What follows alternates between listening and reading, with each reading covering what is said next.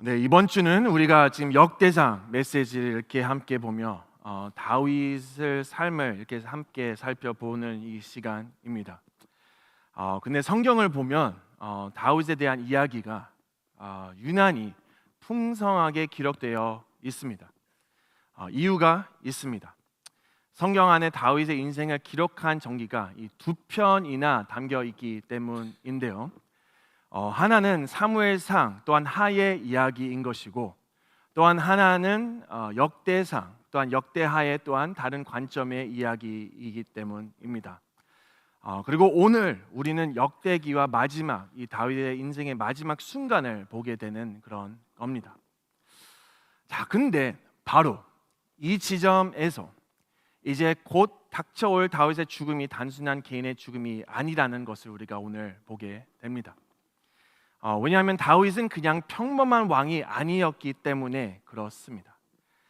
그는 하나님께서 세우신 그런 왕이었고, 이스라엘의 중심이었고, 영적인 방향을 잡아주었던 이스라엘의 모든 기종과 같은 존재였습니다. 그런 의미에서 이런 질문이 실은 우리에게 자연스럽게 떠오를 수 있는 것입니다. 다윗이 떠난 이후에 이 나라는 어떻게 그러면 될 것인가?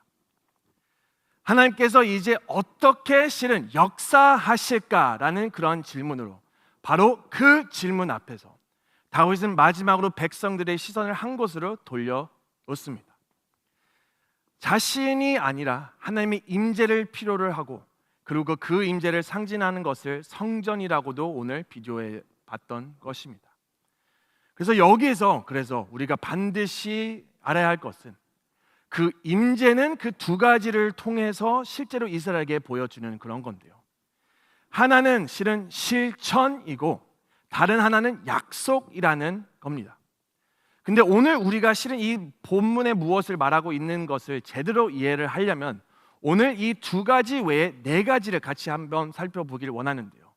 처음으로는 오늘 이 말씀을 통해서 문제가 무엇이냐인지, 두 번째 임재가 어떻게 나타나는지, 실천 그리고 약속. 그러니까는 4P, the problem, the presence, the practice, the promise.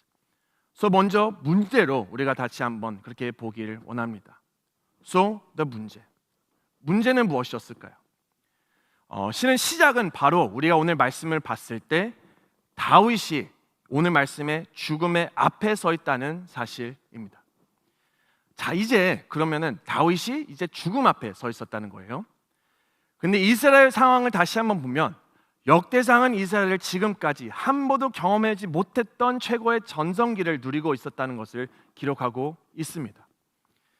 다윗 아래에서 그 어느 때보다 더 큰 영향을 미쳤고요, 그 어느 때보다도 더 큰 번영과 힘이 있었다는 그런 것이에요. 무엇보다 큰 그의 업적은 이 다윗의 통치 아래 하나님의 이스라엘과 함께 하셨다는 사실입니다. 근데 이 다윗의 마지막 맞이하는 때에 바로 그 후에 일들의 두려움이 스멀스멀 올라온다는 것을 우리가 보게 됩니다. 오늘 성경에 나오는 것은 그 두려움의 뿌리가 아주 정직하게 나온다는 겁니다. 1절 말씀입니다. 내 아들 솔로몬이 유일하게 하나님께 택하신 바 되었으나 아직 어리고 미숙하며. 여러분, 다윗은 자기 아들에 대한 인정을 그렇게 한다는 그런 것입니다. 우선 나하고는 다르다. 아직까지로 영어로 보면은 he is young, he is inexperienced. 그래서 백성들의 프로블렘이라고 말을 하는 것은 그의 각한 문제가 피오르기 시작했다는 그런 것 때문에 시작됐다는 것입니다. 강렬한 리더가 이별이 되고 젊고 경험하는 아무처와 함께 가야 한다는 그런 것으로 너무나 이스라엘에게는 문제 중에 문제였다는 것을 우리가 볼 수 있습니다. 여러분, 사실은요, 이 상황을 조금 더 들여보다 보면 이스라엘 백성의 고민과 두려움이 얼마나 현실적이는지를 우리가 이해할 수 있는 그런 것이에요. 우리도 그들을 이해해 본다고 한다면 오늘날에도 하나님과 실제로 연결되는 사람은 거의 없습니다. 그러니까 하나님을 찾고 그분과 만나고 그분과 관계를 맺는 사람은 거의 혼자서 그렇게 하지 못한다는 것입니다. 그러니까 대부분 경우 하나님께서 나아가는 길에는 언제나 누군가의 다리, 그 브리지가 필요한다는 그런 겁니다. 그러니까 예를 들어 이렇게도 한번 생각을 해보세요. 우리가 하나님을 찾거나 진짜 하나님 관계에 이해하려고 노력을 할 때 우리 안에서는 하나님과의 나 사이에 그 갭, 그 틈이 있다는 느낌이 있을 겁니다. 근데 그때 바로 그 순간에 누구를 만나게 된다는 그런 거죠.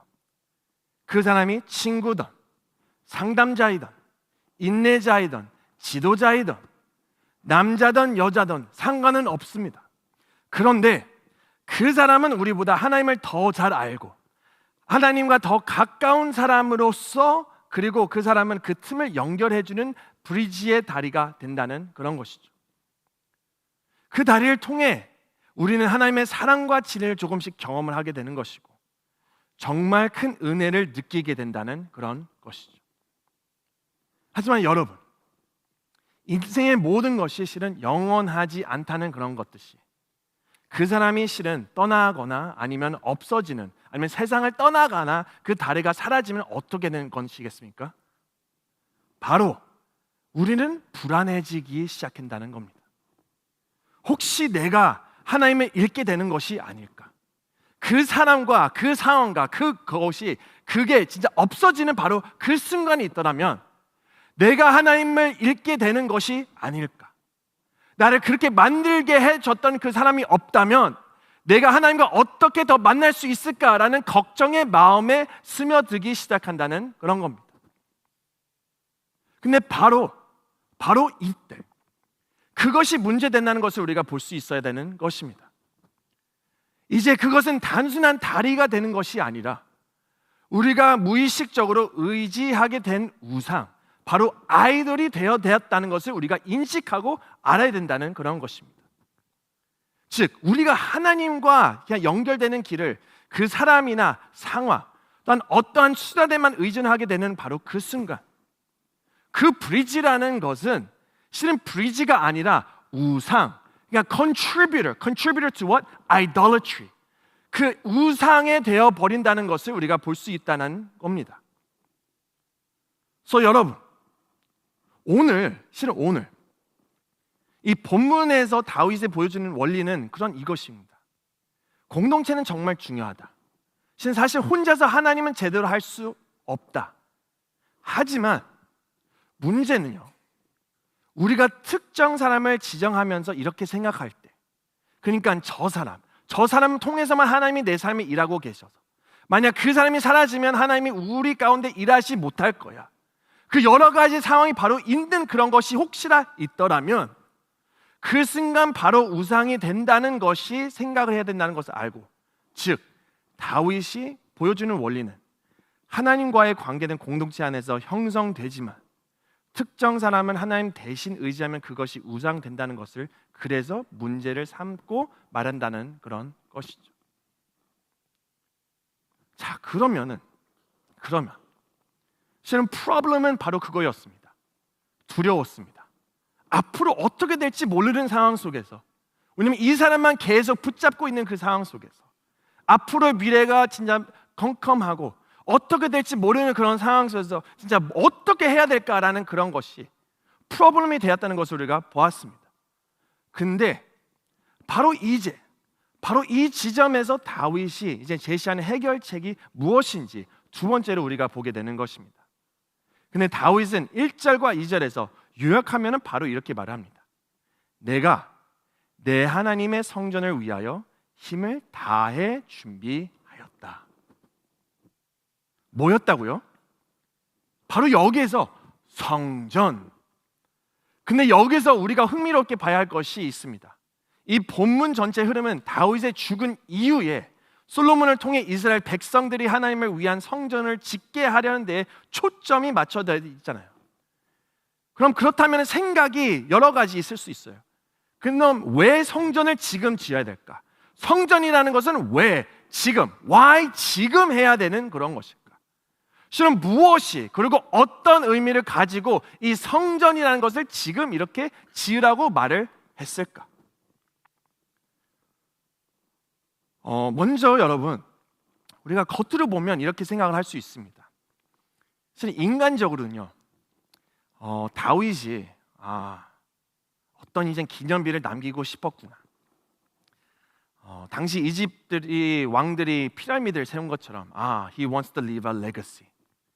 위대한 다윗의 왕은 기념하는 건물을 짓고 싶구나. 뭐 그렇게 생각은 할 수 있습니다.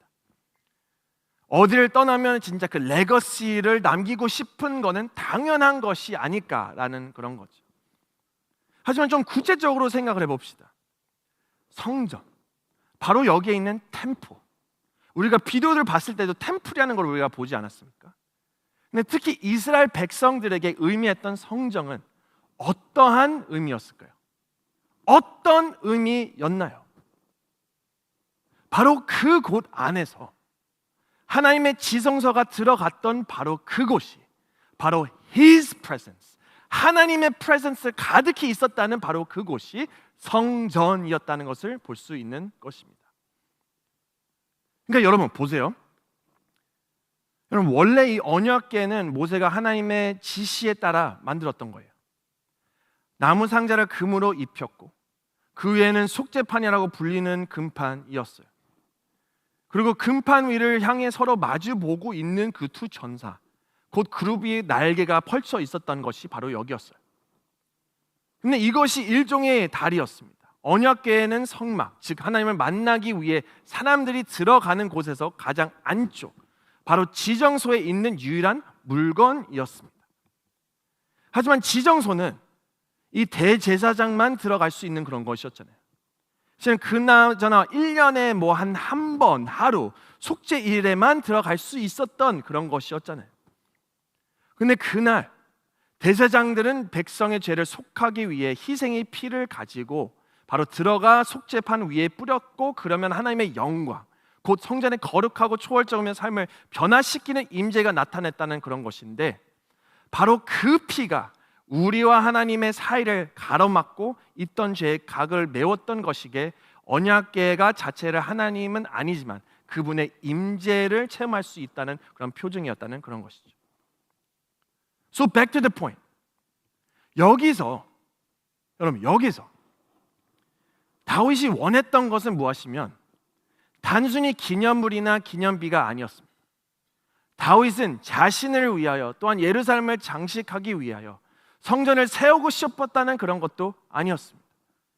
다윗이 진정으로 원하는 것은 진짜 온 백성들이, 이스라엘 백성들이 하나님 임재를 직접 경험하는 것, 바로 His presence. 그래서 그의 임재 앞에서 문제는 내가 사람을 통해 해결하는 것이 아니라 나 자신이 하나님 앞에 나아간다는 것을 말하고 있었다는 그런 것이죠. 근데 여러분, 문제는 여기 있습니다. 그럼 우리가 이제 임재라고 말을 하면은 임재, 진짜 His presence를 찾으려고 할 바로 그때, 사실 우리 안에 있는 큰 문제가 하나 있어요. 우리는 자주 행동이나 노력을 하나님을 얻으려고 하는 그런 His presence가 있습니다. 그러니까 제가 지난 수년간 많이 들었던 이야기 중에서 하나가, 특히 젊은 사람들 중에서 자주 말하는 것 중에서 하나가 이런 말입니다. 목사님, 솔직하게 말하면요, 저는 하나님을 이제 포기했습니다. 저 나름대로 착하게 살았습니다. 부모님 말씀도 잘 듣고 해야 할 것도 잘했고 자기 모든 것들도 남들보다 더 노력을 했습니다. 친구들보다도 형제들보다도 이웃들보다 더 잘 사고 다 살려고 애썼습니다. 근데 하나님께 간절히 구했것이었는데 그게 이루어지지 않았다는 거예요. 여러분, 이해되셨습니까? 이게 무엇입니까? 바로 하나님의 임재를 찾는다고 하면서도 나도 모르게 조건을 걸고 있다는 그런 것으로 많은 젊은 사람들이 이렇게 떠나고 있다는 그런 것이에요. 그러니까 내가 이 정도 했으니까 하나님도 해주셔야 되죠. 이게 바로 우리가 빠지지 쉬운 그런 합정이라고 생각을 하는 그런 것이에요. 사람들은 종종 하나님을 진짜 알라딘 램프로 진짜 생각을 한다는 그런 것이에요. 그래서 여러 가지의 상황 속에서 내가 착하게 살면, 좋은 부모를 잘 그렇게 두면, 내가 좋은 크리스찬이 되면 이제 하나님이 내 소원을 들어주셔야겠지 점점점 하고 여러 가지의 그런 His presence로 우리가 그렇게 한다고 그렇게 생각을 하고 착각을 하고 그렇게 한다는 그런 것이죠. 여러분 혹시 아시는지 모르겠지만은 실은 이런 책이 있습니다. Soul Searching. Soul Searching이라는 책에 이 젊은 시대의 신앙을 조사를 했는데 그 핵심 안에서는 이 5가지의 원리로 이렇게 말한 적이 있습니다. 첫 번째, 하나님은 계시고 세상을 만드셨다. 두 번째, 사람들은 착하고 살아야 한다. 세 번째, 인생의 목적은 행복이다. 네 번째, 하나님은 필요할 때만 개입하신다. 다섯 번째, 착한 사람은 천국 간다. 여러분 그러니까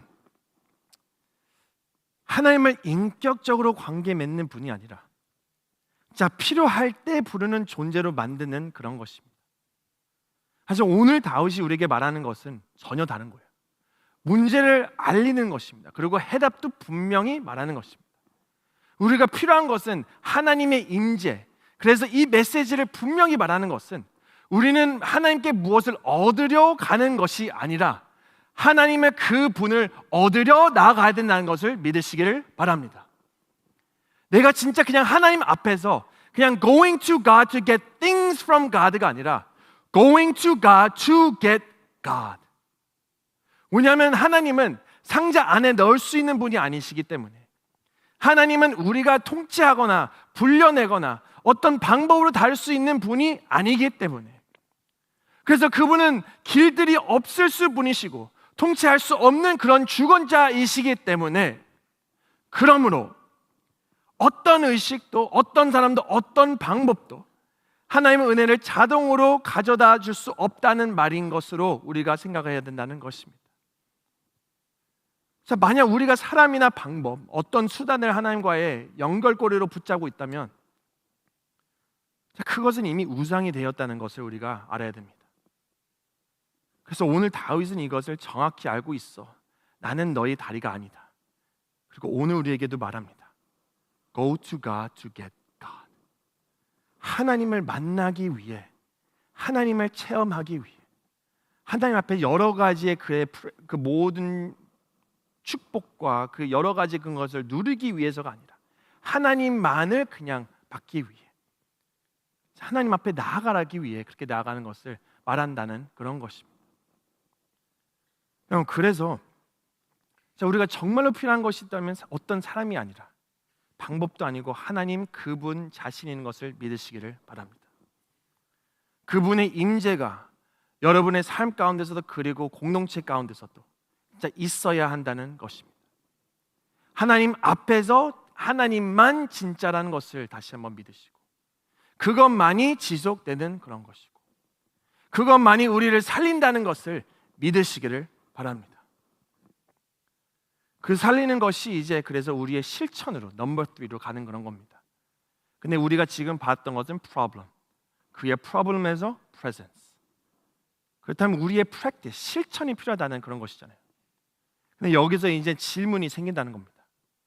하나님의 임재를 체험해야 하는 것을 머리로 알겠는데 우리는 그럼 어떻게 실천할 수 있을까? 어떻게 그러면 우리가 다 안다고 말은 하지만 어떻게 우리가 주님 앞에 나아갈 수 있을까? 자, 그럼 성경을 다시 보면은 오늘 말씀에서는 이렇게 분명히 말합니다. 근데 5절 말씀 이렇게 써 있습니다. 금, 은, 그릇을 만들며 장인의 손을 하는 모든 일에 쓰게 하였노니 오늘 누가 즐거이 손에 채워 여호와께 드리겠느냐 하는지라. 근데 영어로 이걸 한번 볼게요. 왜냐하면 여기서는 실은 한국말로 읽었을 때 뭐 대충 볼 수 있는데 영어로 보면은 이렇게 써 있습니다. Who then will offer willingly, consecrating himself today to the Lord? Who then will offer willingly, consecrating himself today to the Lord?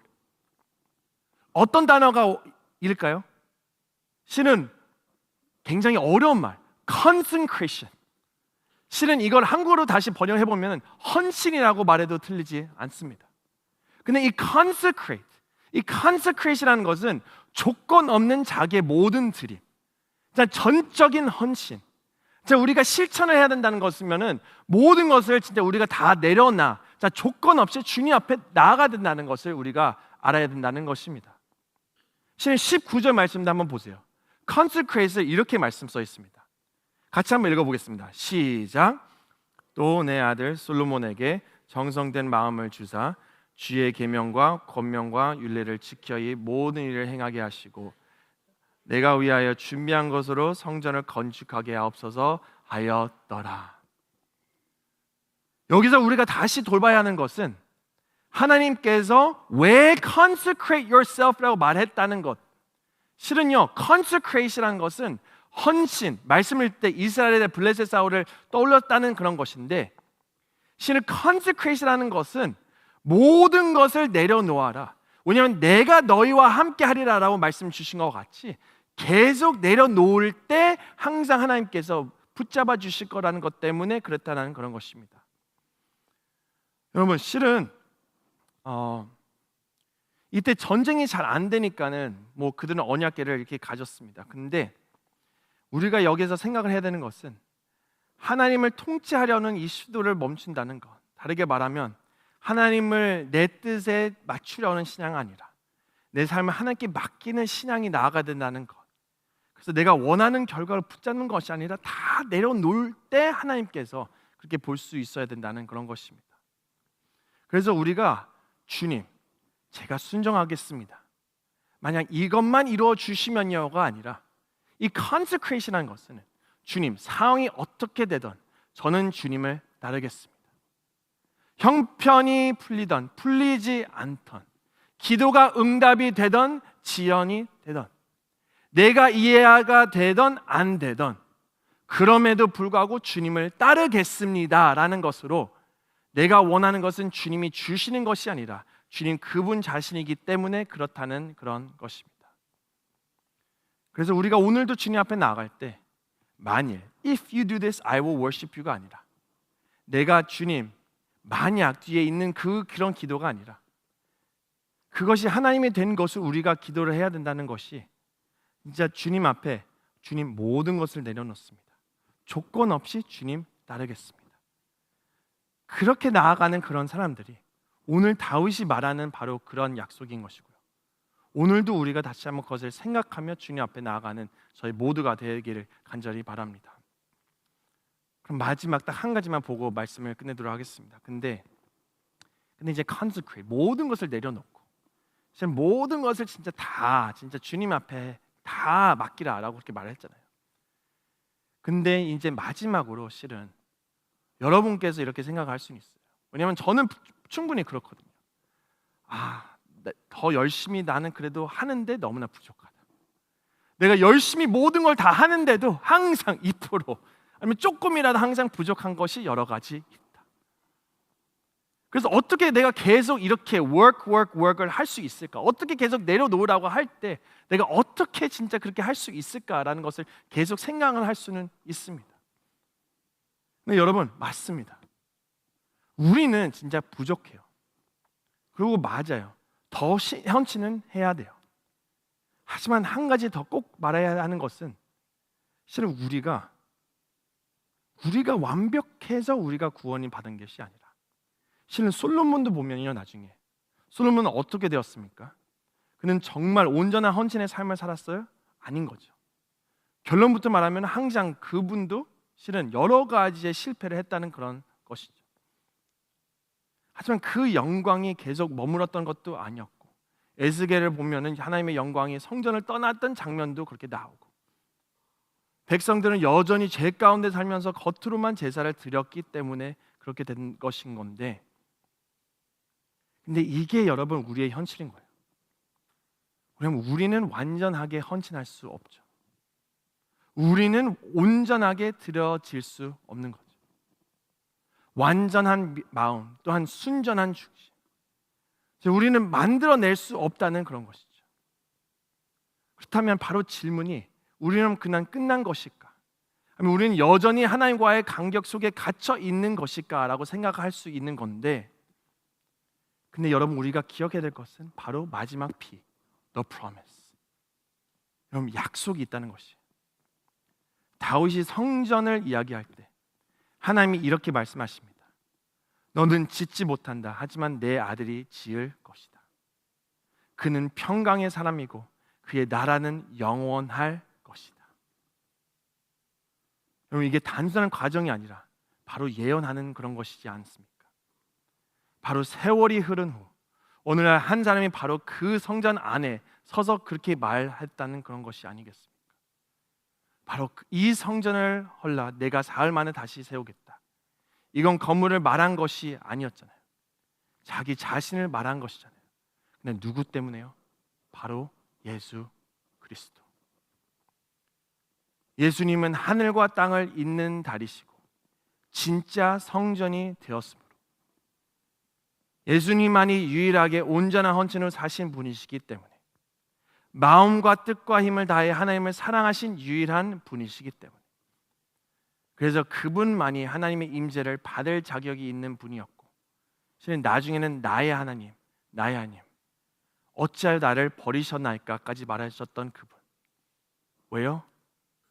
그분이 받아야 할 임재 대신 우리가 받아야 할 단절을 받으셨기 때문에 그분의 피가 흘려졌기 때문에 마치 속죄소 위에 뿌려진 피처럼 바로 그 피로 말미암아 이제 하나님의 임재가 우리에게 올 수 있다는 것을 우리가 다시 한번 알 수 있어야 된다는 것입니다.